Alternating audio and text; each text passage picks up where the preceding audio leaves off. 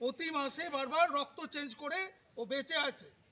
হ্যাঁ, 30 লাখ টাকা খরচা, বোন মেরো আমাদের ভেতরে যে অস্থিমজ্জা আছে সেই অস্থিমজ্জাটা চেঞ্জ করতে হবে। তাহলে একে কোনো রকমভাবে জ্বালাবে না। ক্লাস 5-এ পড়ে, ওকে সবাই তোমরা সাহায্য করবে। তোমার কি নাম জানো? হ্যাঁ, অস্মিতা শিকদার। ওর একটা কিডনি টোটাল খারাপ, ঠিক আছে। 2 নাম্বার হচ্ছে ওর থাইরয়েড আছে।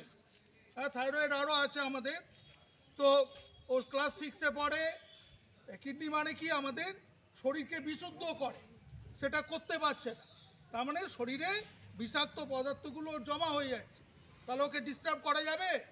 ও বেশি হাঁটাচলা করতে পারবে না, একটুতেই ক্লান্ত হয়ে যাবে। ও ক্লাস 6-এ মেয়েদের দিকে একটা লো বেঞ্চ তোমরা করে দেবে।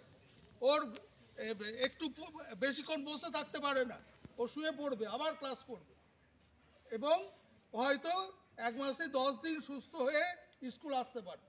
ওরও ট্রিটমেন্ট চলছে। তোমার কি নাম জানো?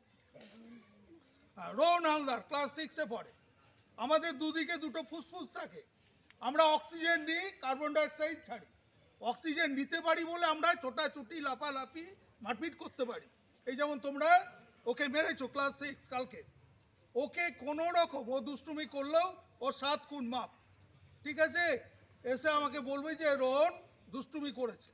বুঝতেই পারছো, একটা ফুসফুস আছে, হ্যাঁ, যে যার দুটো থাকার কথা নেই, তাহলে খুব অসুবিধা।